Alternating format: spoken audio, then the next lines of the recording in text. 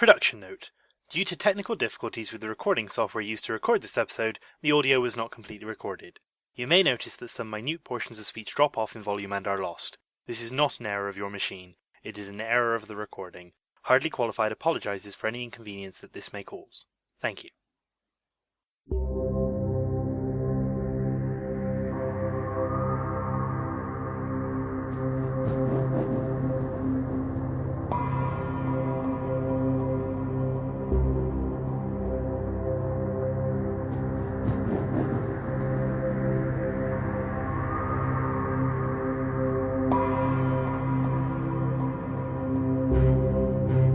You know what they say, never talk about politics, religion, or sex, lest you risk damaging your friendships. But what happens when you have three people whose friendship is built on debating those very topics? One's a believer surrounded by skeptics, one's a heterosexual surrounded by gays, and one's a moderate surrounded by extremists, and they're all hardly qualified.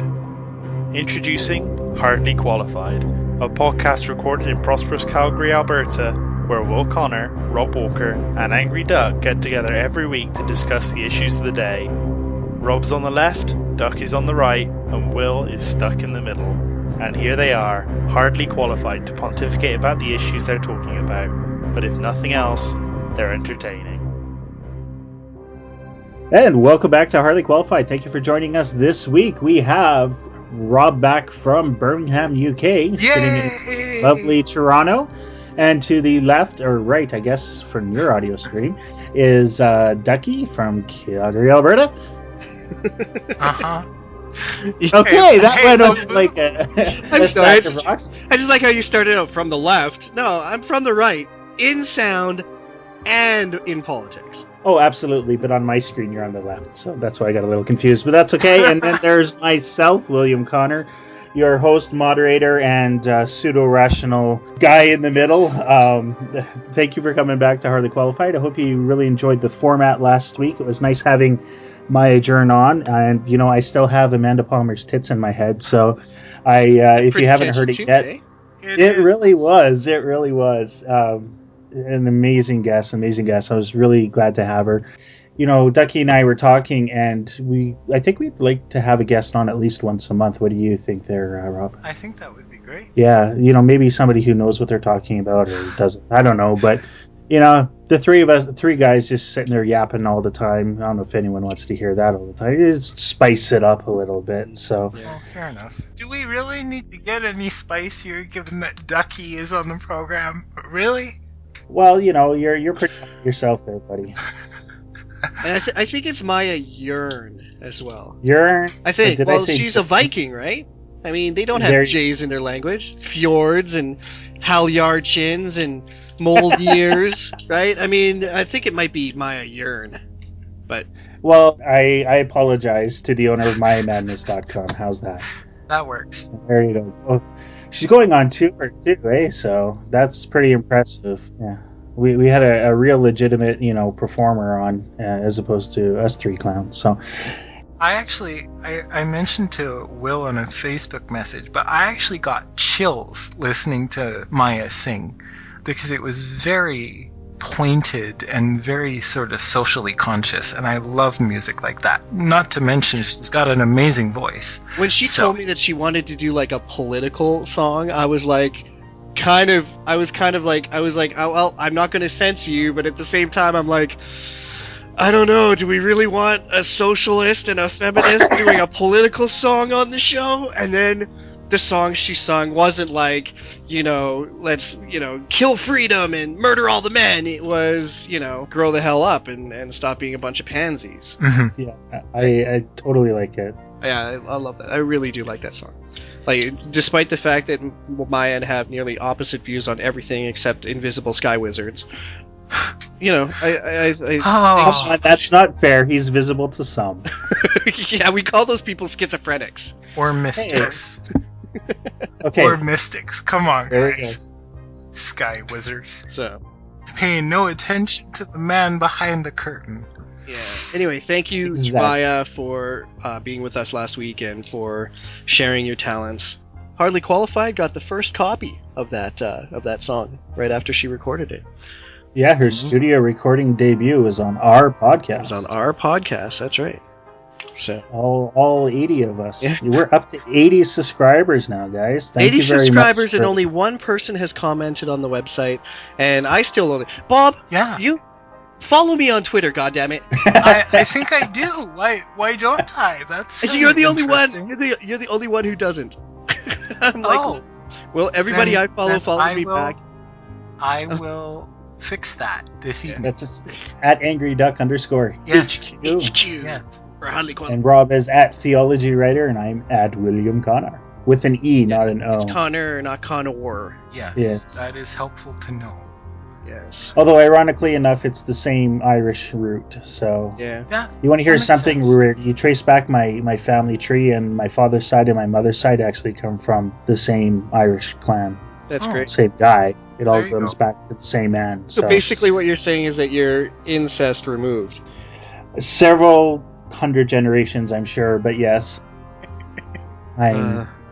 Anyway, we'll move on.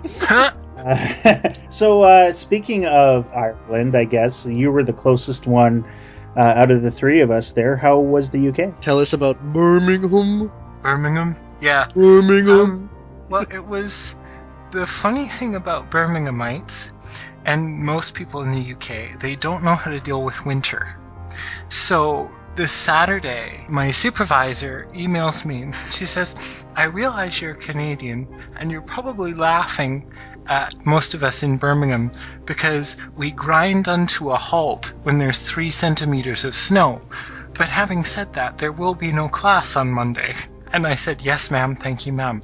But it was actually really cool. Like, now that I know how much things cost and sort of how things work, I'll have a lot more fun in terms of leisurely, jaunting down to London on the long weekend the next couple times I'm there. But Well, listen to this jet setter going jaunting down leisurely on the weekend. And then I'm going to spend my long weekend in Paris. yeah. But that was interesting because I had to fly from Toronto to Paris at Charles de Gaulle Airport, right? And so it was so interesting to me having really basic French and sort of sitting there, and it was the first time in my life when I didn't understand most of the conversations going on around me. It was a very interesting experience. Did you feel stupid? I did. The thing is that this is no offense to Parisians generally, because I can't generalize. I didn't have enough experience, but it seemed to me that a lot of people are willing to treat you in a very childlike, as though you're stupid sort of way if French is not your first language in Paris. And so I caught a little bit of that. I don't think that's unique to Paris, though. I think that's unique to any kind of language group. Okay. The way I look at it is, it's not like they're treating you like a child, but they are trying to use childlike language to help ease of understanding. Okay. Does that make sense? It does. Because if you're not fluent in a language, you're not going to understand the nuances and all the conjugations and all the stuff that somebody who's been speaking it for 30 years will pick up on. So it Sure. may just seem like they're treating you like a moron, but I think they're just... People were overwhelmingly kind, and that was really neat. There are all sorts of things about British culture that I definitely appreciate. It's not quite as strong as the customer is always right, but in Britain, the way that business people treat you when you're a customer is completely different than in North America. They acknowledge your presence in their store?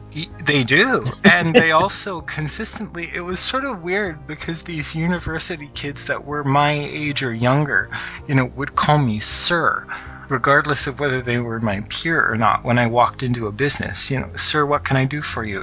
It was a little bit strange to consistently get this professionalism. There were lots of things, though, that were a little bit strange, like the driving space on the roads, never mind that they drive on the wrong side of the road. The amount of space that they have, well, I'm putting wrong in air quotes, but anyways, the amount of space that they have to actually drive on the road, it strikes me as kind of dangerous, because in North America you've got parking spaces on the side of most roads. That doesn't usually happen in the UK, and so someone will come clipping up at maximum speed and they're 6 inches from everybody on the sidewalk, and I'm like, wow, buddy, if you lose control, some of us are going to die. That doesn't usually happen in Canada. So yeah, it was a little bit weird sort of navigating. My supervisor is brilliant and gracious and helped. You say that now, wait until after you graduated. Well, I mean, I don't doubt you, but come on, how can you be objective right now until you're done, right? Well, I've actually read a lot of her stuff before actually meeting her, and so she was exactly the way that I pictured she would be. She knows her stuff, but the nice thing about her is that she's also absolutely hilarious when she delivers it. So I had the opportunity to sort of sit there in 2 of her classes. One was a room full of second-year undergrads, and the other class was a room full of Masters of Philosophy students, and just sort of watch her work the room. And it was really interesting. And people were commenting about, isn't it interesting that we have a Canadian accent in the room today? They thought it was kind of hilarious. We don't have accents. Yeah, we do. Well, Canadians have accents, of course. We just have lots of accents. Like, she should have been like, isn't it funny how we have like a Western Canadian accent? I mean, yeah. You don't sound like a newfie. This is true. This is despite true. how many times you say buys. Buys. Yeah. Buys. I just The have word lots is of... Actually, by the way that they use it is a gender-neutral term. I actually checked with a newfie because I'm like, you're talking to a mixed crowd. Why do you say buys? And she said it's because it's a gender-neutral pronoun. And I said, that's interesting. I did not know that. So take that, Ducky. Newfies making up words. They do it all the time. That's like everybody does, though. Yeah, right? that's true. Like, what do you think podcast is, man? It's right. Apple co-opting culture. I know. We used to call them radio. This is not a podcast, damn it. This is a Zune-cast. A Zune-cast. I have no idea what Zune even is. Never mind. Leo Laporte of the Twit Network likes to call them netcasts because he refused to cede Apple's dominance of the genre. Oh, interesting. Or webcast. Yeah, I could agree with that. You know, but sure. You up to something? Oh yeah, I record a netcast. What? Yeah. Well, I mean, it's like saying the difference between Kleenex and facial tissue, right? I mean, it doesn't matter if it's a white piece of like freaking toiletty paper stuff that comes out of a box that you honk your knocker in. Apply to your face, yeah. Yeah, it's a Kleenex, even if it's not actually a Kleenex brand Kleenex, right? Yeah. And facial tissue sounds like something you get out of an adult toy store. Yeah, I know, right? I think so. All right. Yeah, so that we killed that one. Birmingham was great. The UK is. I will definitely. I have 3 subsidized trips more in my degree. I think 2 or 3 more, and so I'm 3 more. Subsidized by. It's part of my tuition that they actually pay for my accommodation and my flight over. So that's cool. Yeah. So you're sufficiently enamored with the UK then? Sufficiently, yes. Oh, dude, I love the UK too, man. If it wasn't for the fact that they're so socialist and hate guns, and I'd be like, let's move to the UK, guys. Hey, you know what? I understand your objection. I understand your objection to socialism because you're a flaming libertarian, and it doesn't make any sense to me. But I don't really get why any Western society having a basic objection to wide availability of guns would be ideologically problematic to anybody. Okay. So we won't talk about that because if we talk about that, we'll fucking talk about that. So let's not talk about that. Okay. I tune in next week for that one.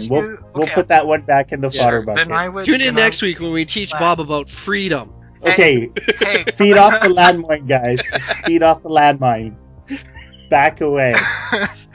Ducky, how was your week? Back away. How was my week? Well, I don't know. Nothing really new happened. I was hanging out. Okay, great. Moving on. So my week. Did you see? Have either of you seen Les Mis yet? No. Oh yeah. No, I don't.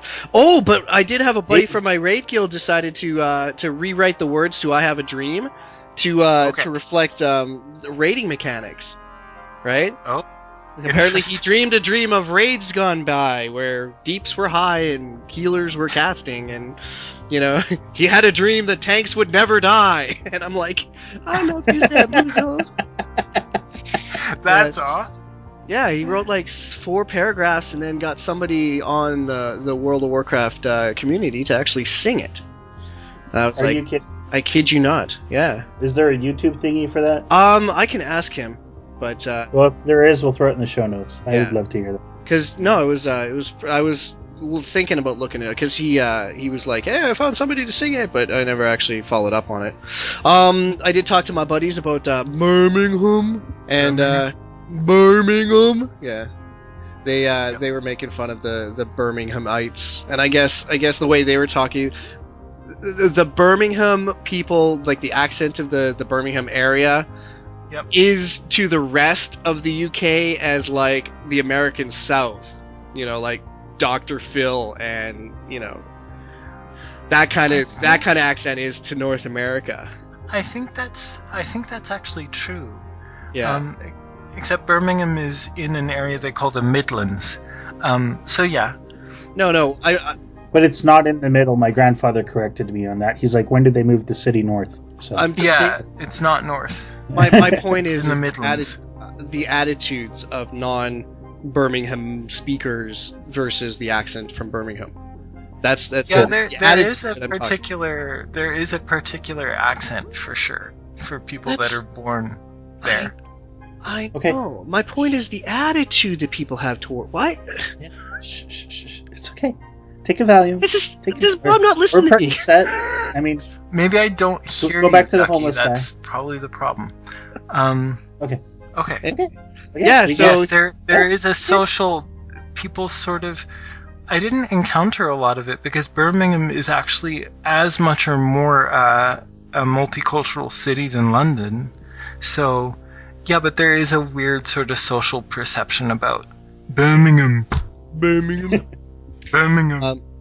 Anyway, yeah. So, and then I had some fun at work because the same girl keeps coming into the store, and I remember her clearly until she's talking to me, and then I'm like, you know what that's like? The first time I ever met her, she came in and she worked security, so she was in a security uniform, right? And then she came in the exact next day and she wasn't wearing her uniform, and I was like, she wanted to buy the same smokes, and I was like, and I kind of had this tickle in the back of my head that I recognized her, but I couldn't place her.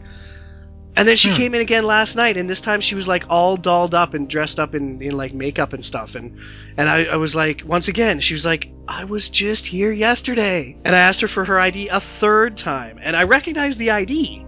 I just don't recognize the person when she comes in. So well, next time you should tell her that you're just trying to memorize the address so you can show up at her house with some flowers. I'm gonna keep looking at your ID until I know your eye color and your date of birth and your name, because I've seen her ID 3 times and I can't remember her damn name. So that's crazy. Well, you've seen 3 of her avatars, or something. Yes. Yeah. So, and if anybody cares about WoW, we actually downed Gusty McWindy Pants that we've been banging our head against for freaking almost a month and a half. Yeah. I'm sure that's relevant to somebody out there, so congratulations. Yeah, to Windmaster Tayak, I think. Tayak, I think it's Tayak, whatever. But played a new video game called The Cave, which is like well, it's not a remake, but it's almost exactly like the same concept behind Lost Vikings. Anybody remember the Lost Vikings game? Nope. Really? Nobody? Really? Dead silence. Lost Vikings was a game made. No, you don't need to describe it. We get it. It's a remake of a good game. It's not a remake though. Anyway, it's a good. The Cave is. It's an indie game. It cost me $10, and it's definitely worth it. It's a little puzzle adventure platformy game where you have multiple characters that all have special abilities, and you have to use them individually in order to overcome obstacles and stuff. It's pretty good. Is it available on Steam? It is available on Steam. It is called The Cave. There you go. Okay. So, cool. what about you, Mr. Will? Well, I found out Cat's got diabetes, so Well, that's no cancer better than though. cancer. So, Yeah, for sure. Yeah. So we poke him twice a day, and he's demanding as ever. He's getting back to his regular self, and yeah, it's been interesting around school and whatnot. Mount Royal is a kind of great place to be. One of my editors asked me to. I write for the Reflector, right, the student newspaper, thereflector.ca. But anyway, my editor asked me to write a story on drug culture on campus. You know how like you buy a new car and all of a sudden everybody's driving the car? Mm-hmm. Well, when your editor asks you about drug culture and you start talking to people and it seems like everybody's doing drugs on campus, it was kind of like that. So it's like, whoa, this is bigger than I thought. But they're like, yeah, we've been trying to write this story for 2 years and nobody will talk. And 20 minutes later, I'm like, I have 2 dealers and a couple of users that are willing to go on record. And they're like, oh, wow. Like, so whoever you assigned to this before, I don't know. So does that imply that you're a mover and shaker on campus now? Oh, please. Or at least my ego's big enough as it is. No, yeah. I was teasing you, but maybe you have maybe I just hang around with the wrong crowd. I don't know. No, you just look like a druggie, Will. Well, people trust me. I'm known enough, I guess. Why not? Fair enough. And as a staff writer, I'm a journalist, so they have protection. I can't turn. Well, I can, but I'm not going to turn their information over to the university or the police that take a court order from the Supreme Court before that would happen. So. And nobody's really interested in that level of drug culture. It's a meta problem. That's kind of the focus. Anyway, so I don't want to ruin the story, but I was just kind of like Thursday and Friday were very much. I was noticing it everywhere. Once you start looking for something, it's everywhere. So I can't get into too much more detail because I have to write my story and get paid for it. So, but. That's that. Yeah, no, it's been a really cool week. I decided whether or not I was going to go into an English major or continue in the Bachelor of Science Computer Information Systems. And what did you decide? My vote. I actually didn't. I tossed a coin. What? And? The University of Chicago through Freakonomics is doing a survey or a study where people who are stuck between these, life-altering decisions who can't move past it, and I've been struggling with this for months. You fill out the little survey, and they flip the coin for you using, purely random software or randomized software from some Swiss thing that has something to do with the decay of 2 cesium-137 isotopes. So it's pretty randomized, and then they track you over the course of the next 10 years. I was like, I've been struggling with this for like 9 months, and I can't make a decision, so I let the computer decide, and the computer decided that I belong in IT. Yes! Woohoo! Science wins! I don't know. I might detect a little bit of bias on the website, but I'll stick with it. You know what? It's a good plan B, if anything. I mean, I can get the degree and go become Hemingway, but at least I'll be able to be Hemingway with a science degree. Wasn't Hemingway like an alcoholic and he died when he was like 40 or something? He really was quite a character, yes. Okay, maybe more of a Twain. And maybe, you know what? Never mind. Although you are rather witty, Will, so I can see you trying to walk in Mark Twain's footsteps. Yes. Whether or not you succeed is technically a different conversation. Who's the author that wrote Narnia? C.S. Lewis. C.S. Lewis. One of my friends said that my writing is reminiscent. Interesting. Reminiscent of C.S. Lewis. Interesting. And you wouldn't be able to divine that based on my current speech patterns, but hey, whatever. So, anyway, I sound different. Like a lot of people haven't a clue what I'm going to sound like verbally from my writing, and then when they hear my voice, they're like, "Oh, your writing style makes so much sense now." But yeah, so I hear you. All right. Well, we're halfway in, or a third of the way in already. I think we've been, half an hour so far, Ducky? Yeah, about that. It looks like we have an hour and 5 left, according to my timer. Okay, so let's do an early commercial break. I think our first one we're probably not going to talk about too much. It's going to blend easily into the second one. So let's go to commercial. I am not just a voiceover boy. I have a name. I have rights. Say the goddamn line. This is Hardly Qualified with Will, Rob, and Ducky. Please tune in every week, or else I'll get the hose again. This message has been brought to you by the Society for the Prevention of Cruelty to Voiceover Boys. No actual voiceover boys were harmed in the making of this broadcast. Yeah, there we go. Yeah. Again, you can detect the surprise in my voice. You know what? I don't know if you heard the commercial in episode 3, or the other commercials that we've been doing, but I really got to hand it to our voiceover boy. I will try to make sure that the whipping at least is reduced, if not stopped. Can't guarantee on that too much. You are a bit of a slacker, but I thank you guys very much for putting that stuff together. So anyway, our first topic is mine, and it's in the fodder bucket here, and I don't know if you've had a chance to take a look at it, Rob. I know you've been pretty busy. Right. But there is, according to the Huffington Post, Yes. which I don't know how reliable you want to take that. But then again, I write for a student newspaper, so I guess they could say the same thing about me. Huffington Post is respectable. It's decisively on the left, but it's respectable. Well, except for they plagiarize a lot. Yeah. Well, and they censor a lot So I've too. heard. They make shit up. I mean, the idea of like left-wing, media and integrity at the same time just really doesn't work for me. Yeah, never mind. Whatever. Settle down. Your rhetoric is inflammatory. Because Yeah, everything watch me that blow comes out up. of X mouth is Everything from mine is inflammatory. Okay. That's- I'm not saying this is a good thing at all, but never mind.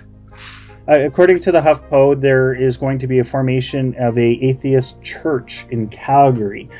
It seems to stem from a demand for community and moral guidance and all those other institutional markings that churches or services that churches provide to individuals as they go through their lives, the rites of passage, so on and so forth. Right. I'm trying to decide how I feel about that, or not that it matters because I'm not going, but Yeah, I won't be going either. it looks like they're adopting a lot of their framework is being adopted for universal utilitarianism. Yeah, that's not atheist. Their constitution-based articles are minimize real and potential suffering and maximize real and potential happiness.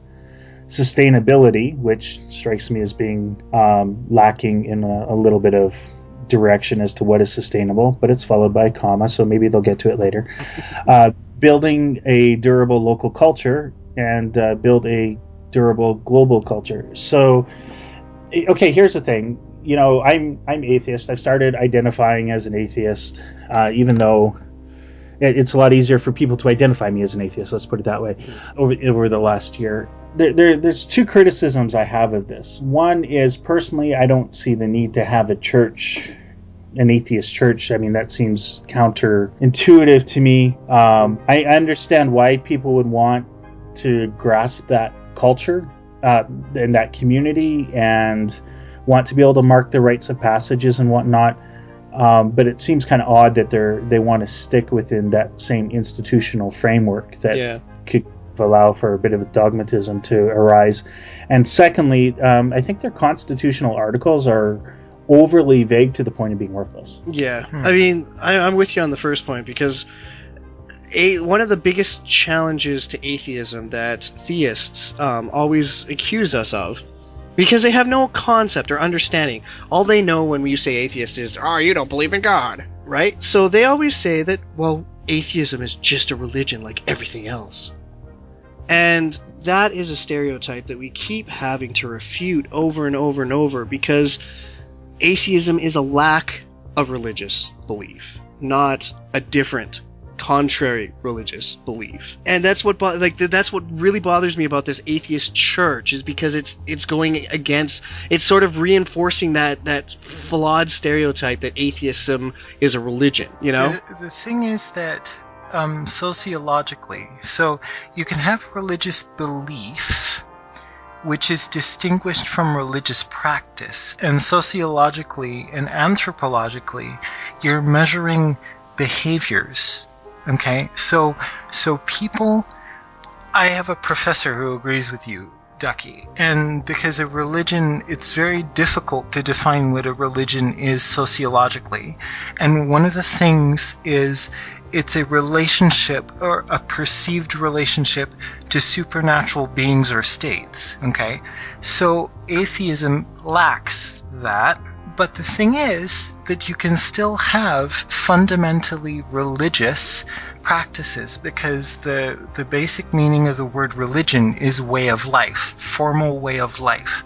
And so if there are atheist collectives, like this proposed church, in really key sociological senses, atheists are religious. Now, I hear you, though, that atheists don't want to be identified as, blah, blah, blah.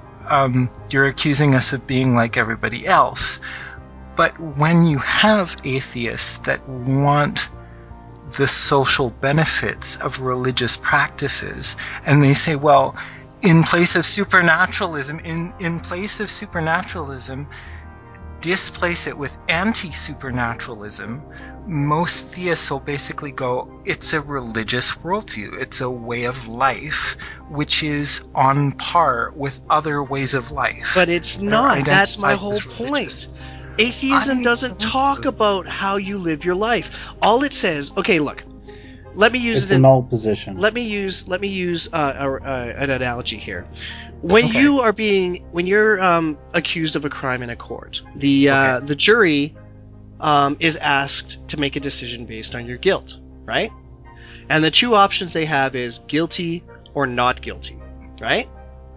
Okay. And they're talking about, is this person guilty? Either the case has been made that they are guilty, or the case has not been made that they are guilty. So it only deals with, are they guilty? It doesn't deal with, are they innocent? Actually, does that make sense? Yeah. Okay. But in certain legal systems, just so you know, innocent is a legitimate legal finding in U.S. and Canadian systems. Maybe so, but being found innocent is a positive assertion. You have to prove that you're innocent in order to be called innocent or shown as you're being innocent. It's not a negative position like not guilty. But I still hear you. Thank you. Atheism is exactly the same thing. It only deals with the statement that God exists. Either you accept that God exists or you don't accept that God exists. It doesn't make any talk about whether God, or it doesn't make any claim that God doesn't exist. It doesn't make any claim about how you're supposed to live your life. It doesn't give you any sort of framework for morality. All it deals with is, has a case been made to accept the existence of God? If you believe it has, then you're a theist. If you believe it hasn't, then you're an atheist. The positive assertion that God doesn't exist is anti-theist.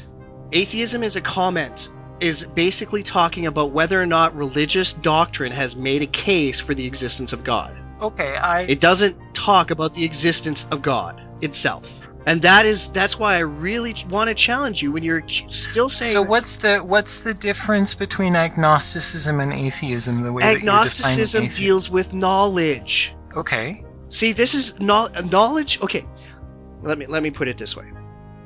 Atheism deals with belief. Either you do believe or you don't believe. Okay. Gnosticism deals with knowledge. Either you do know or you don't know, or can't know. So you can have Gnostic atheists, which commonly are referred to as anti-theists, who are certain and have knowledge, air quotes, knowledge, that God does not exist.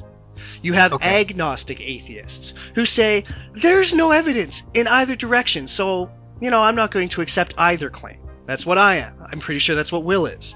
Yes. You have Gnostic theists, who are the crazy, God is real and the book is true and we need to murder gays because of it. And then you have the agnostic theists. I think it's a little more nuanced than that. It is far more nuanced than that. But then you have the Gnostic theists, who are the ones who say, I don't know if God exists, but I really believe that he does. And so they're not mutually exclusive. They're not the same thing.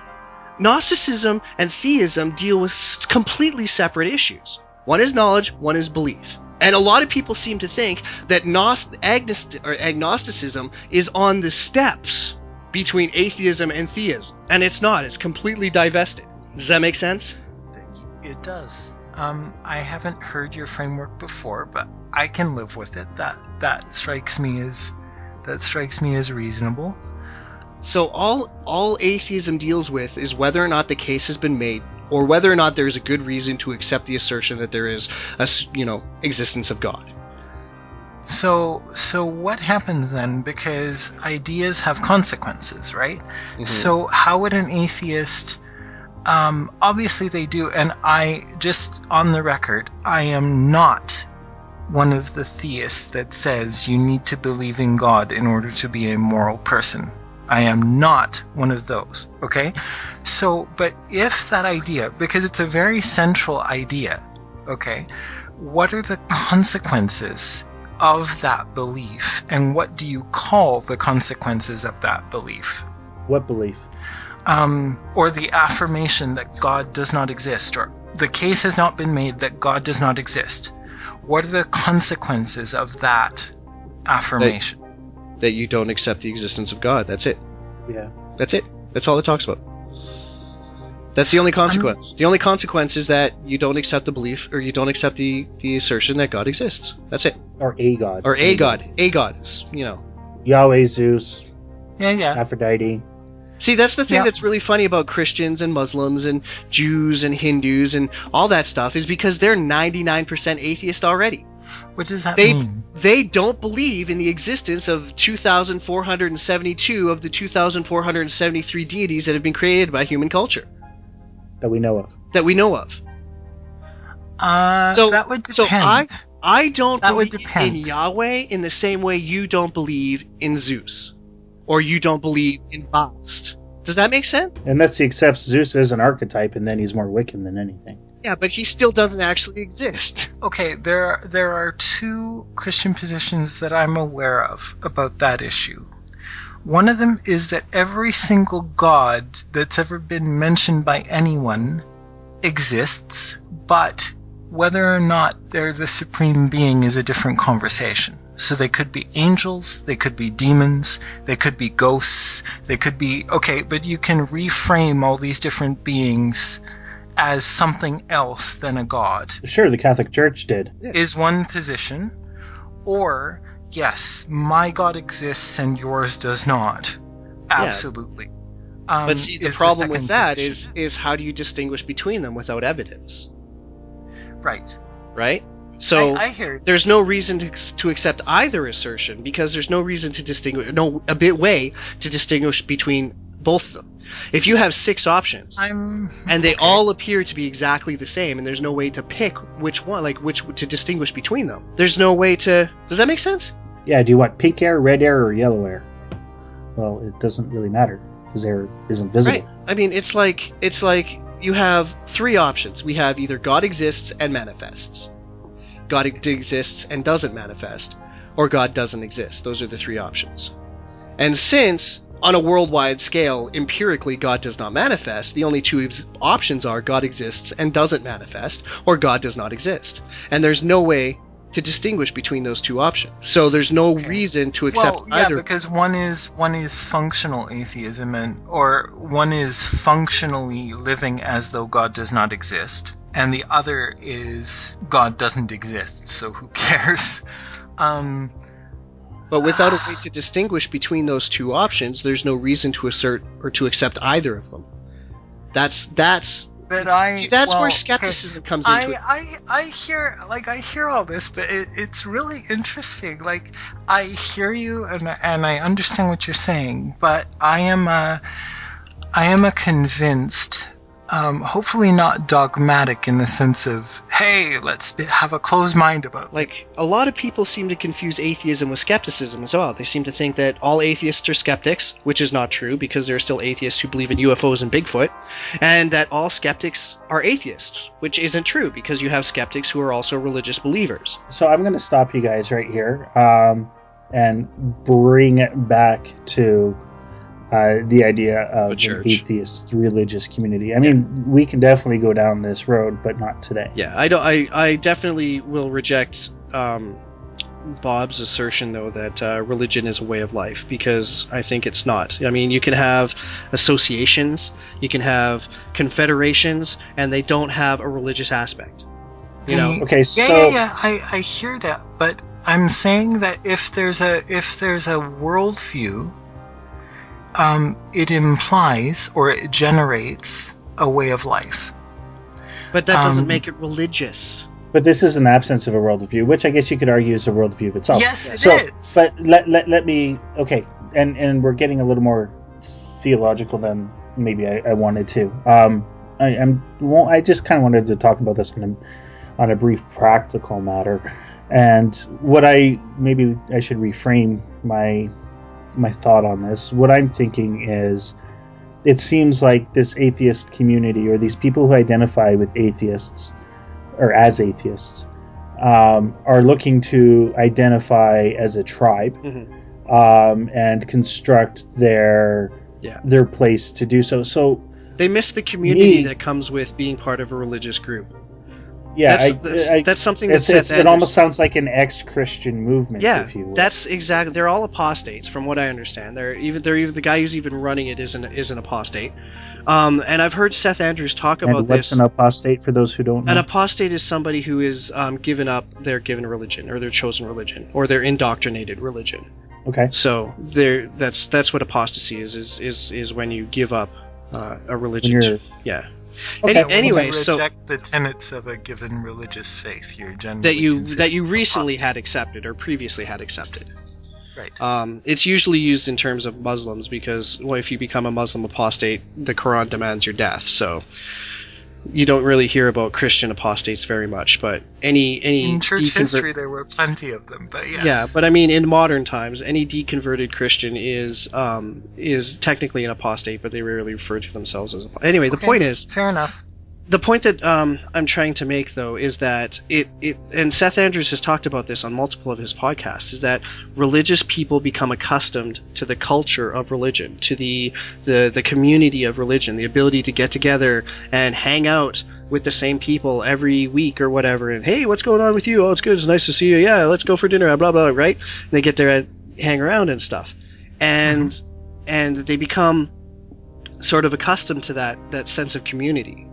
And since that sense of community is based around a religious belief that apostates no longer hold, they feel a yearning for that community, you know? And a lot of, at least from, because I know very few deconverted Christian apostates, but to hear tell of the way apostates are treated, particularly in the U.S., if you claimed, or if you assert that you're an atheist, you usually get shunned by that culture, if not outright hostile attack, and they yearn for that community again. So I can understand the idea of wanting to put together a group where they all share the same lack of religious belief, but it seems really weird to me. It's like saying my favorite television channel is off and I want to be hanging out with people who also love the off channel, right? It just, like, that doesn't make sense. That seems to me like it's counterproductive and counterintuitive. Like, you want to get together with people to communicate about things you do agree with, not like about things you don't believe, right? Well, you can affirm that we don't need God or whatever, and organize on that basis. The problem that I have, and this is, just to be clear, this is not meant as a cheap shot against the movement that I'm about to mention, but I'm not sure that there's actually a physical need, especially in Calgary or any major Canadian city, for an atheist church, because many Unitarian Universalist churches have a large atheist or secular humanist contingent within those communities, and they do fabulous work in terms of social justice and all kinds of things.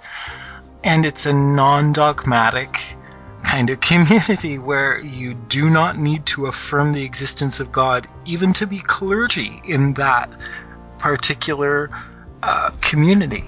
So I'm not sure that there's a major but there doesn't need to be a structure need for anything, though. I mean, that's the glory of freedom. You don't have to need the need for an atheist church for somebody to be able to put one together. So, like, I absolutely affirm that they can do whatever they like. Because it seems to me that's what this guy is trying to do, is that he wants to make, or at least have, the same kind of sense of community that he had when he was a believer, but he wants to do it without the intrusiveness or the inclusion of that belief.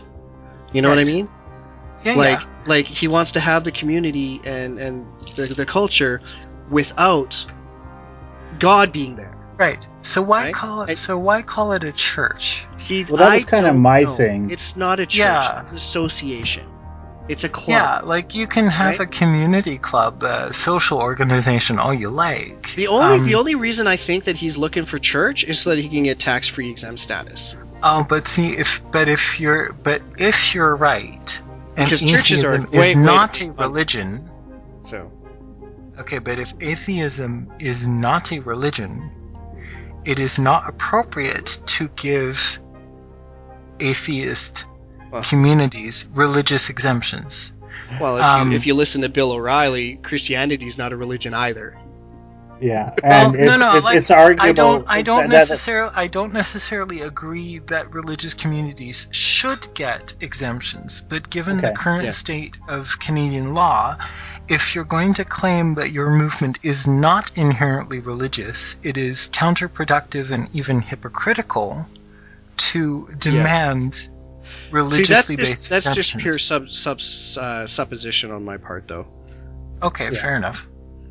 And I would agree with you to a point. I mean, I don't think that taxpayers should be subsidizing churches at all. Right. But as long as we're going to be, I mean, if that's what the atheists want to do, fine. All they need to do is have so many years of demonstrated existence, a certain membership, and articles of faith and practice. And Right. if their articles of faith and practice are, we don't have a faith, but we just want people to have a better culture. We have a faith Then- in science and the scientific method. I mean, Yeah, I think for me, when I originally heard about this, I'm like, this sounds like universally, or Unitarian. yeah, thank you, Unitarianism. Yeah. Or what's wrong with our community centers and everything else. Yeah. But I suppose that when you're framing it as a congregation of apostates, Yeah. that kind of brings it more into focus for me. I mean, Right. it's as much an atheist church as it is a white church. It's not all white people go there, but it's of a white community, so it's of a atheist community. You know what I mean? Yeah. And I just hope the media doesn't start latching onto this and They will. just saying, well, this is what the atheists think. No, this is what a group of atheists think. Yeah. They do not speak for The entire everybody who movement. does not Yep. believe Well, in yeah. God. Well, it's not even a movement. there's like no movement though. 50% It's the lack of a of the movement. That's what the fundamental misunderstanding that people seem to have is that atheism is some kind of, it's some kind of positive assertion, and it's not. It's the lack of a positive assertion. And religion isn't the default position. Yes. We're You have born to be trained atheists, into and then we're religion. indoctrinated into a religion. I think, which technically is a different conversation than It is, people can. So let's move on. All right. No, that's fair. It's rabbit holes among rabbit holes, right? We're just trying to be sensitive to time. We're Yeah. not trying to We only got cut 40 off good minutes ideas. yet, so. So, 40 minutes do you left. want to do the tipping thing, or do you want to shelve that? Because I think the other one can go much longer. Yeah, I think we can shelve. I was just wanting to say there is a difference, at least in my perspective, between being trained to be religious and being trained or not to be aware of God's presence. But I could see why you might not agree with me, but I think that most human beings become aware of God's presence from really young. Most. I'll accept If that not all. statement only as a discussion for another day. Yeah, Okay. I hear you. As a thought Yep. experiment, I will not accept that statement as any kind of factual truth. Because Again, what people later. That's think why I is said God's most. presence can be, it can be a hallucination. Yeah. It can be coincidence. Which is a different conversation. I just said that, but being religious is not quite the same thing as being a mystic. Don't make or me get whatever. the whip. I will whip you too. We only whip the voiceover boy. Oh, jeez. Oh my god, time for a break. This is a message from Esoterica, a World of Warcraft horde guild on the Steamweedle Cartel server. We're looking for a few good people to add to our ranks, and we do a little bit of everything. We have a progression raid team currently powering through 10-man content. We have players who excel at group PvP, we have people who like to sit around in inns and roleplay, and we all get together to ruffle stomp through old school content. Drunk. And naked. So, if you're looking for a new home filled with helpful, friendly people, or are new to the game and seek a place to learn the ropes, consider joining Esoterica on the Steamweedle Cartel server. Our website can be found at esotericaguild.wowstead.com. That's ESOTERICA guild.wowstead.com. And our Facebook group is esoterica_SWC. Esoterica, Steamweedle Cartel. We do it all.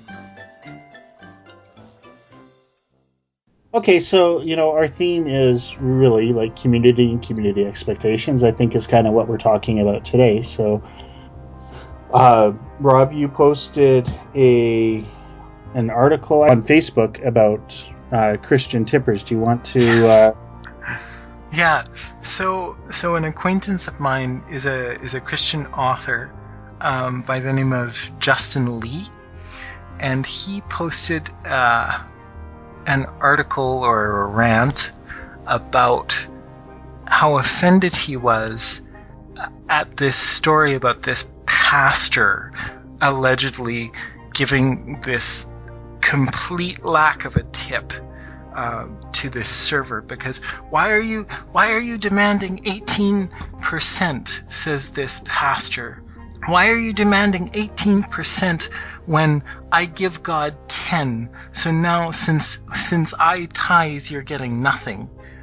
And this apparently has been through the media, and Justin picked it up because in his book that I'm reading right now called Torn by Justin Lee, and he has a section in his book about sort of Christian culture around tipping, and so his article was how sort of offended and opposed to basic Christian values like generosity this alleged pastor's action was, and the reason.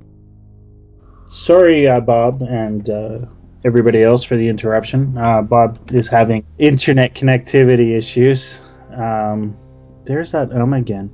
If anyone out there has a pill or a spray that can stop me from umming every 5 minutes, I would really love some.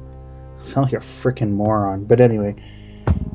And I've taken public speaking classes, and the first thing they say is, if you do not learn anything about this class, it is collect your thoughts before speaking. You don't need to fill the air. People will wait for you. And what do? Okay. Anyway.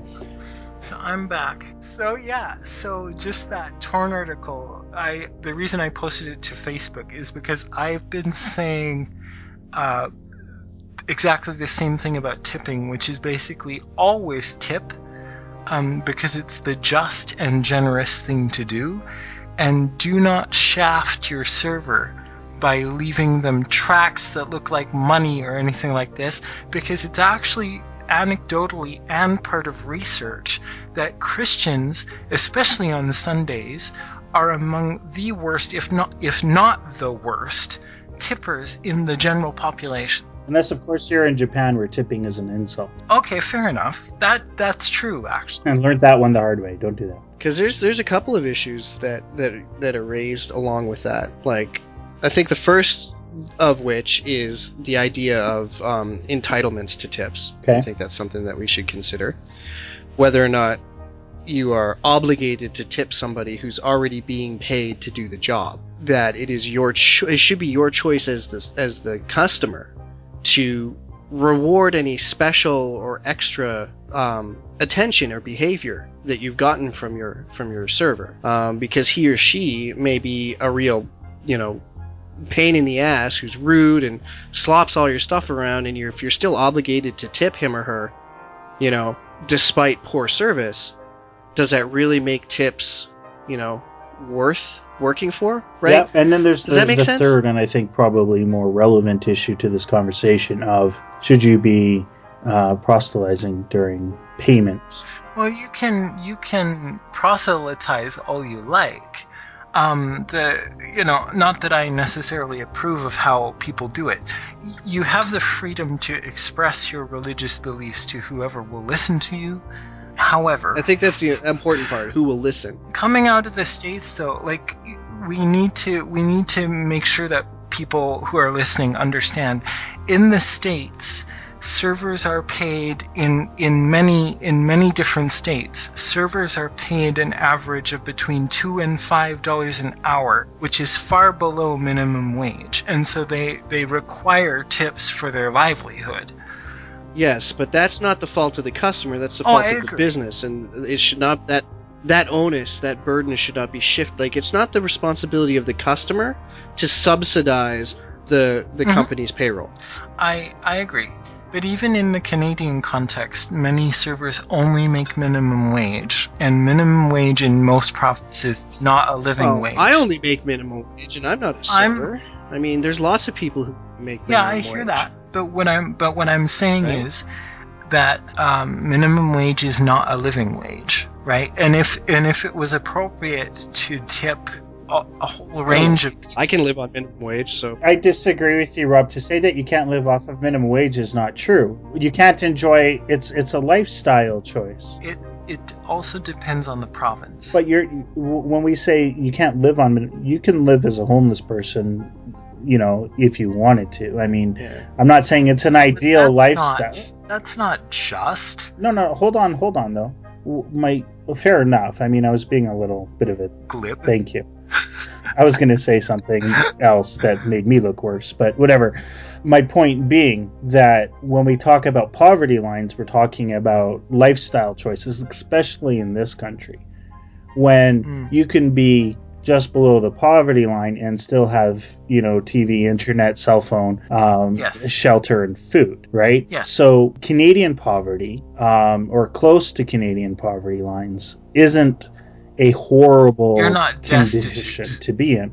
I'm not to say that if you have 8 kids and you're making $9.50 an hour or $9.35 or whatever it is, then you probably have some issues in terms of feeding and sheltering people. When you are an individual such as, Ducky, who's choosing to work where he works, I mean, he's more than capable of... Yeah, I could have a $22 an hour job if I wanted to, but I don't. Because that's not the lifestyle you want. Because that's fair. Right? Right. Well, because I'm a conservative. I don't increase my revenue, I reduce my expenditures. Yeah, so even though I could be working in Fort McMurray, driving a forklift and getting $27 an hour, I choose not to. So... Right? Does that mean that the government should be obligated to subsidize me and make the wage higher because I can't afford car insurance? Right? Well, the government doesn't subsidize. Well, you know what wages. I mean, but enforce it, coerce to, basically, exert violence in order to coerce. Right. So as I'm picking apart Rob's argument here, let's and I think he started on it. No, hold on. Let's see. Well, you're making the distinction between living wages and not living wages, and tipping and not tipping, and that is a very cultural distinction between Canada and the United States. In the United States, if nobody tipped, servers wouldn't be able to sustain themselves. In Canada, if nobody tipped, it becomes an impact onto lifestyle, but you would still be able to survive. Right. In most cases, in other countries, there are variations of that. I know servers who make $30 an hour working in bars in Calgary, and they live off their tips. In that, if they weren't receiving a minimum wage, they would still earn a decent income. I hear that. Right. I hear that. Yeah, more money than. So it does become a choice. Now it is. I mean, what this guy wrote on his receipt that prompted this entire argument is, I give God 10%, why do you get 18? Yes. Well, because there's 22 of you in the fucking party, right, that's why. This is it. This is exactly right. There were 20 of them or something in this particular party. Yeah. So, I mean, I know every server that listens to this is going to spit in my suit from now on, but that's not what I'm trying to get at. Mandatory tipping I don't agree with it as a cultural construct. but as it is a generally accepted practice in our culture.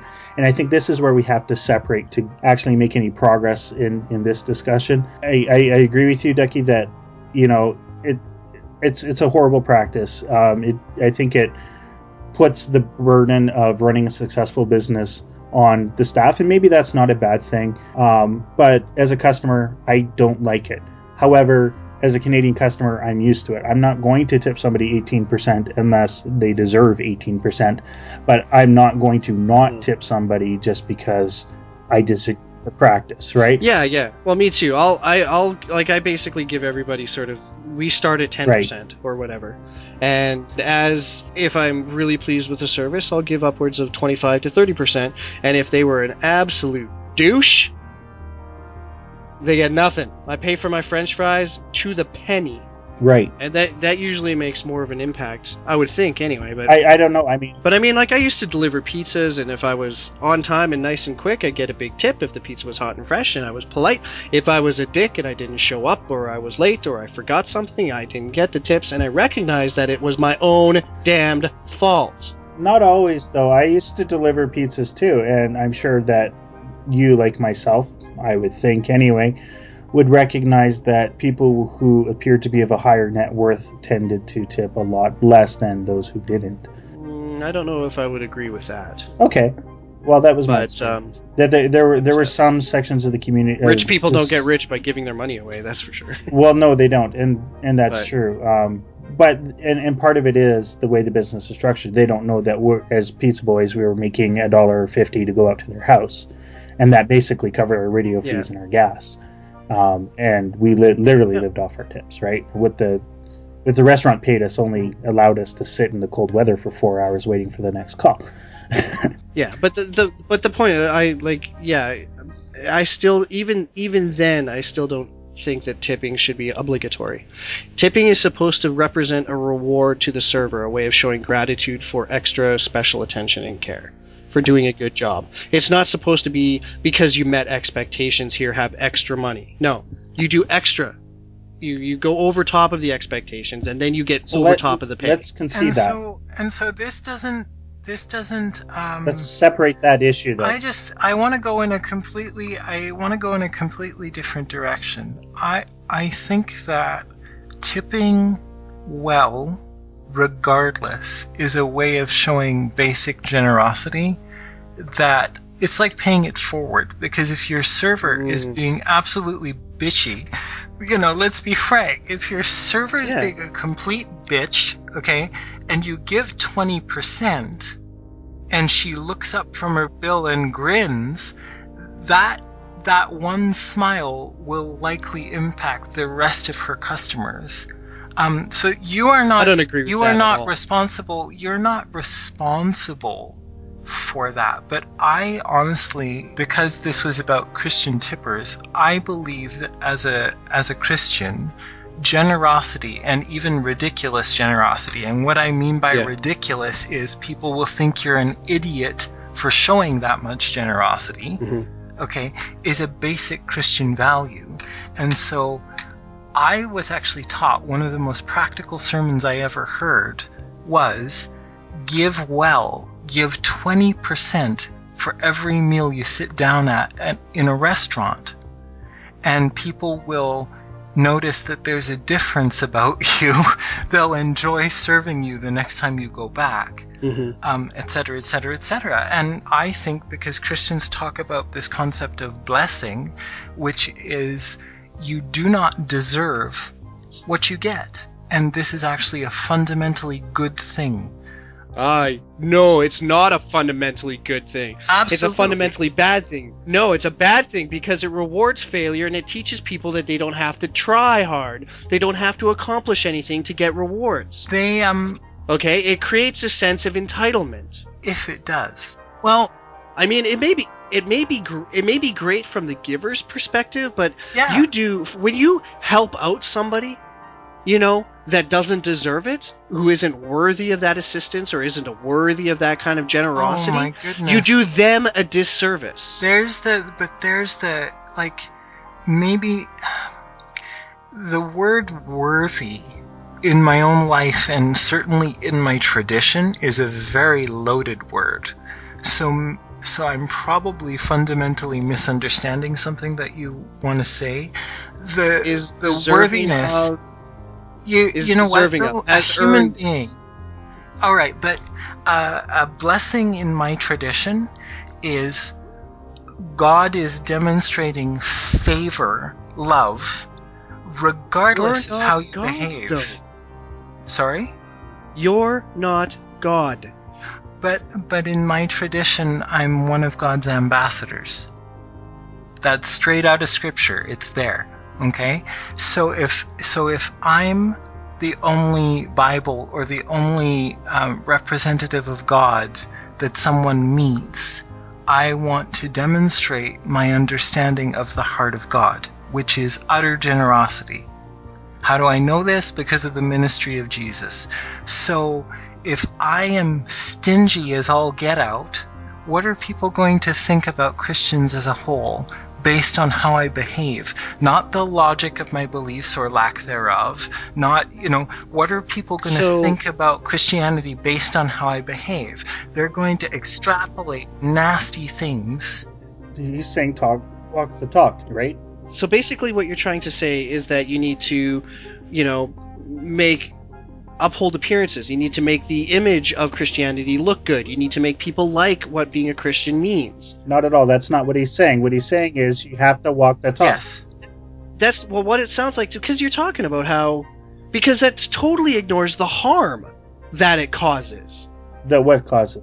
Blessing someone does not cause harm. That idiotic generosity, or that, what's the word I'm looking for? Unconditional generosity causes. I have not ever seen a situation where truly unconditional generosity actually causes harm. People can choose to do harmful things with generosity. That's the problem. Having a generous impulse is not the problem. It's what people do. Okay. And it's my motivation, because if I'm being generous in air quotes because I'm a superior asshole, excuse my language, that will come off very differently than, you know what? I just want to be good. I think you're misunderstanding what I mean by harm. Let me step in here, guys. Yeah, well, harm is quite a harsh word to use. I want to try to clarify this. Okay, and I'm going to get you to do it, but just let me walk you through this. So, Rob, when you're saying how do you perceive generosity potentially being harmful and people abusing it through you were talking about people being pretentious in their generosity. Well, sure. Like if someone comes to this happens in development, right? When we give development aid, if my organization, regardless of whether or not it's religious, walks into a village and says, "You need a well. We're only going to give you money if you build a well," and the village says, "But our fresh water's just fine, thank you. What we actually need are livestock." And so they come to me and they say, at my organization, and say, "Give us money for livestock." And I go, "Well, okay, I'm being generous by dictating terms, right?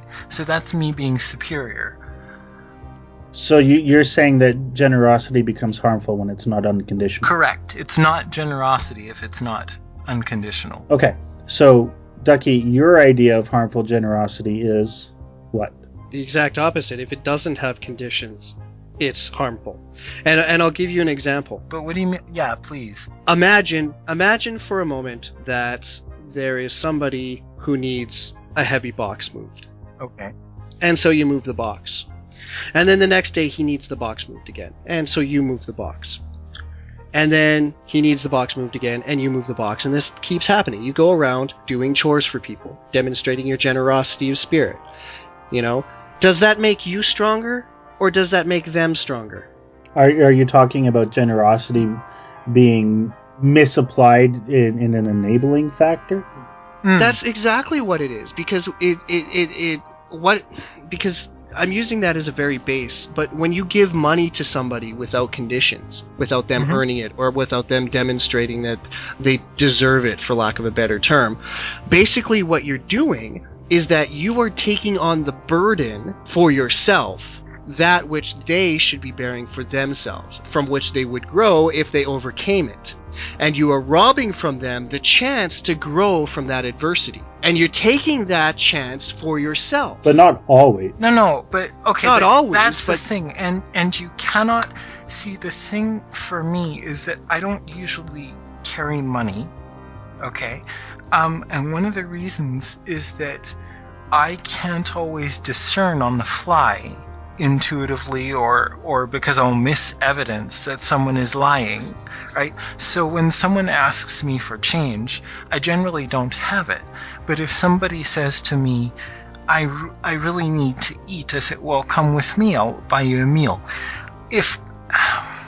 See, that sounds like conditional generosity. You need a sandwich, let me buy you a sandwich. Okay, but they were the ones who told me this is what I need. I didn't say.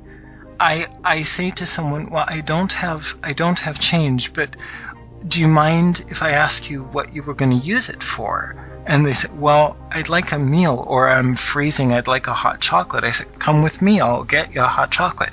Now, the thing about generosity, though, is that potentially it could enable destructive behavior.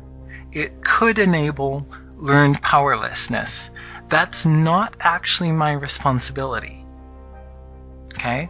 Because I am not supposed to be a moral agent on behalf of somebody else. They can make their own choices. So I can be as generous as I please, and they can apply it as they please. But my generosity, being without conditions, actually gives people the freedom to behave however they're going to behave. So that's why I argue that the generosity itself is not intrinsically harmful. People can abuse it, but that's not the problem with generosity itself. You said something which I'm finding inconsistent. Not necessarily inconsistent with anything you've said, but inconsistent with my ideas regarding Christian instruction. Okay. As I've experienced it. Sure. Anyway, I mean, I was born and raised Catholic, right? Gotcha. Just to clarify that, Yep. you know, altar boy and everything. So Yes. For our listeners. yeah, Will grew up I- very, very, very Catholic. Yes. I left at 14 and became a neo-druid and left paganism about 3 years ago. So I definitely do have a theological and mystical background of sorts.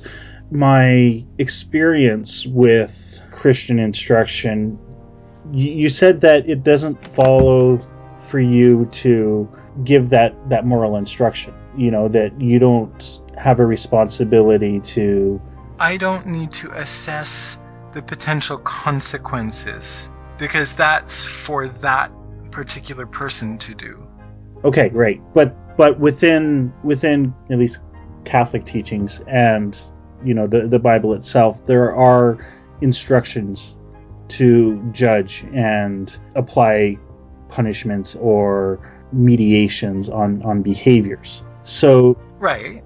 What does that have to do with well, generosity? to say that you don't own any responsibility in the transaction seems inconsistent to the idea of that, well, no, you every act that you do as a Christian, you take responsibility for, and its consequences. I am taking responsibility for my generosity.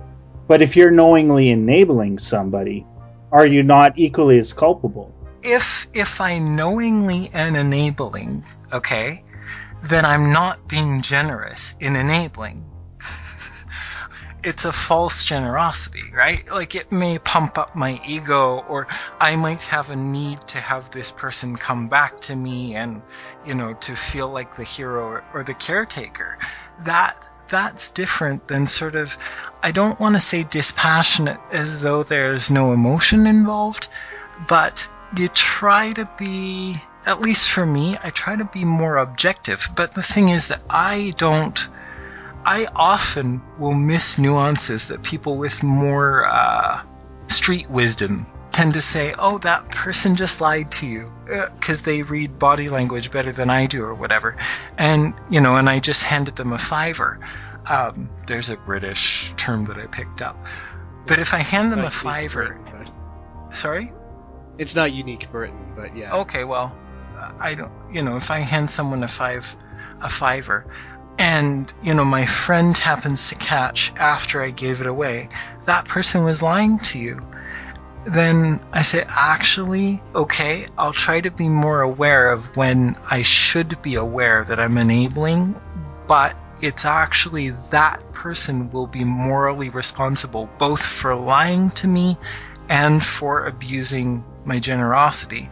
But because it's a gift, I have no strings attached. That's what generosity is. It's a gift.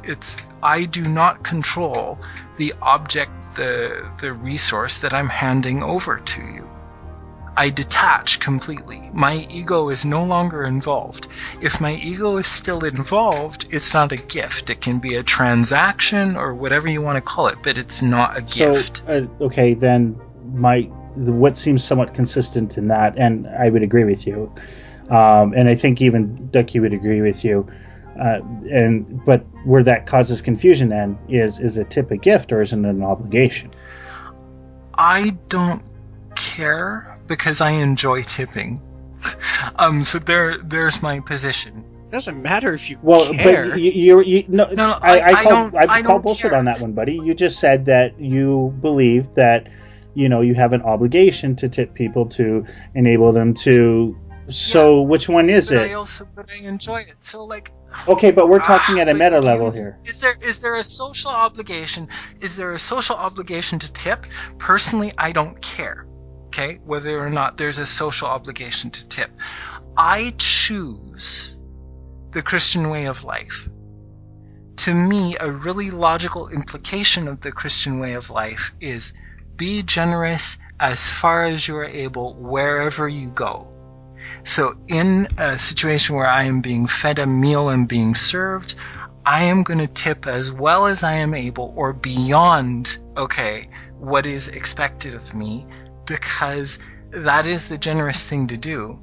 And yeah, but if it's expected of you, is it generosity? If it becomes part of who you are such that you enjoy it, is it still an obligation? Because people like the military, right, trains you in disciplines. I don't know anyone who enjoys running 5 miles automatically. But you can grow to enjoy it because it's expected of me. But, now that I'm conditioned to behave this way, I enjoy it. It just is part of who I am. So in the same way, being generous can be a mindset or just something that you do semi-automatically because it's enjoyable. So I no longer tip because it's expected of me. It might be expected of me, but that's not why I tip. It's because I enjoy giving gifts. Okay, that's fair. That's fair. Can we bring that around just to, because we're running to the end of our show here, can we bring that around to, how does that fit within the context of this pastor who actually it scratched out not only the 18%. Yeah, the 18%. But put 0, and then when it was posted online, called the store and demanded that everyone be fired. Yes, the server has since been terminated. Because of that pastor. I didn't hear that. Has he? They actually followed through with that demand? Mm-hmm. Yeah, she got fired this morning. I saw that. See, I didn't hear that. Well, okay, Applebee's has got bigger problems then, but yeah, for sure. And to be perfectly honest, and I realize this will sound like an intramural sort of debate, but I want to say, to that pastor, please reread our source texts and please explain to me, never mind anything else, please explain to me why your action is consistent with anything printed in red, the words of Jesus in the New Testament. Please explain to me why that action is consistent with any action that you see in the New Testament done by Jesus or said by Jesus. because I just find, I find it so ironic too. The guy explicitly recorded, "I'm a pastor," above his signature. Give me a break. Well, that wasn't even where it started, because initially they were a group of 18 or 20 people or whatever, exactly. right? And in order to try to get out of the automatic tippage, they all wanted separate checks. After the first check was brought to them, they split the checks, and the tip, and of course the computer said, well, they're still part of the same party, so we'll just 18% off of everybody's individual, right? That's it. Yep.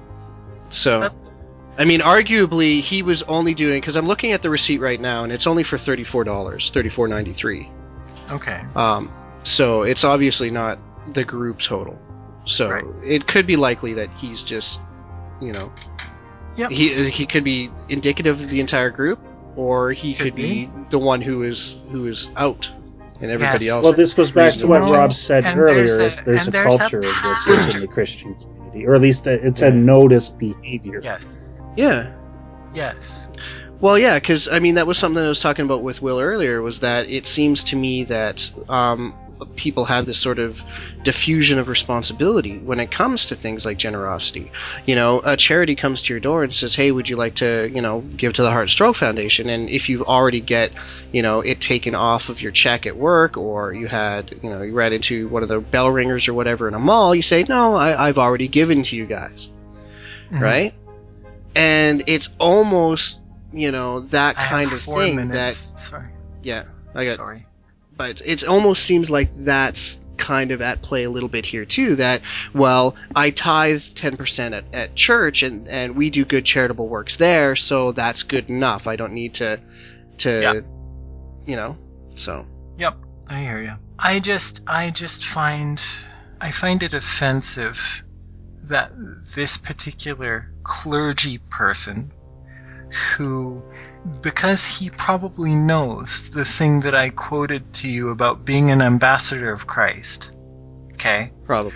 It's, you've got a point in some ways about it's really bad PR, right? It looks absolutely really bad when this guy, hardly any atheists I know, maybe the two of you are exceptions, but hardly any atheists I know have issues with most of what Jesus Christ said and did as whoa, I would go that far, buddy. Yeah. But let's put it this way. I wouldn't be writing on a receipt, I give Revenue Canada 23% of my income. Why should I give you 18%? Yeah. This is it, right? And so it looks bad. Only 23? So it just looks terrible. And again, people are just... There's a phrase in the atheist community that basically says religion would be a great thing if it wasn't for all the believers. And this sort of PR stunt is indicative of it really supports that sort of bias. I think that the atheist community should make more distinctions between stuff that's done that actually causes life and human flourishing and care for the vulnerable, etc., and loudmouths that do harm. Because it's a talking point. That's why I said there's a bias. Yeah, and it's there's unreasonable. a distinction between anti-theists and atheists too. So while we're splitting hairs, let's keep going down the middle, right? So. Well, I think there are people in any system of thought or whatever that live it well and that live it poorly, and I wish, particularly in the United States, that people on both sides of the divide would be much more generous in their assessment of their opponents. Oh, that's a bit of a cultural warfare statement. A third of our listeners are from the United States. Well, yeah. I don't. But this is the point that Justin Lee was trying to make: is that the perception even of a culture war is part of the problem, right? Because my goodness, if atheists and theists can agree on a lot of social issues, and we can, about how to care for human beings and build communities that are well-structured, law-abiding, etc., then, this is not really an issue. So there is no culture war on a fundamental level. And I must bow out, boys, but I thank you for your time as usual. And I think you're right. Really what this is bad people behaving badly and using the cloth as an excuse. Right? Yeah. Mm-hmm. See you later. All right, see you, Bob. We'll continue Bye. on without you there. So, you were going to say, Ducky? I say yeah, because that seems to be like the par for the course when it comes to religion, though. I mean, it really seems to attract people who want to behave badly and justify it. I mean, and religion has always done that. And religion isn't the sole sort of arbiter of that kind of thing, but yeah, I would agree. I mean, I think you get atheists who are like, but then again, it's a matter of you're behaving badly, then you own it. You don't do it because of your theology. If you're being a dick, you're being a dick. Well, see, that's why I wanted to challenge Bob right before he left about the whole idea that atheists need to get together with theists to decide how to build communities, and I'm like, atheists aren't a group. We're a lack of a group. I mean, that's like they keep talking about, because I mean, atheists aren't going to, like, theists will look at an issue as a Christian or as a Muslim. Like, I mean, Bob is always bringing up as a Christian this, as a Christian that, as an ambassador of God this. That's the perspective from which he views everything.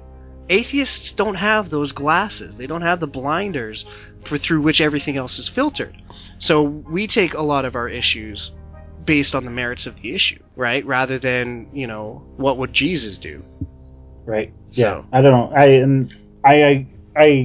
know. This is a hard one. Okay. Put it this way.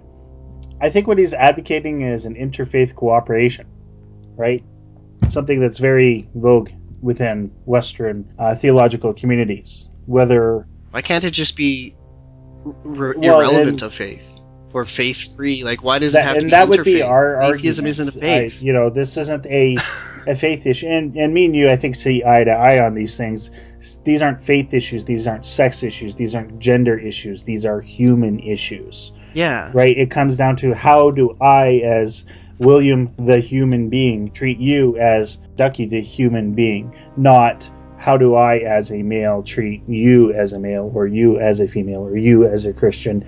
Those things ought to be irrelevant. Yeah. And I think for the most part they are irrelevant until people politicize them. Right? But then their thing is, well, my book says, or my scroll says, or my... Yeah, or Betty Friedan says. Which isn't necessarily a bad thing in terms of, this is where I get my moral guidance from, and this is what it says for me. Fine. But can you still address it critically? If me and you are having a relationship problem or a problem with our interactions, we can discuss it and come to a resolution on it, because I don't have this... And this is kind of a loaded statement, and I realize that, but I have less of a moral or an emotional attachment to my moral framework than I would if I were theologically bound. Yeah. Let's put it that way. Yes, because the way, when it comes to morality, it seems that religious people, appeal to an authority, right? Whereas when we're faced with a moral dilemma, we don't go seeking references. We don't go seek, what the invisible pink unicorn has to say about the issue. We look at the pros and the cons, which will cause more harm, which will do more, which would be more helpful, which would have a net benefit.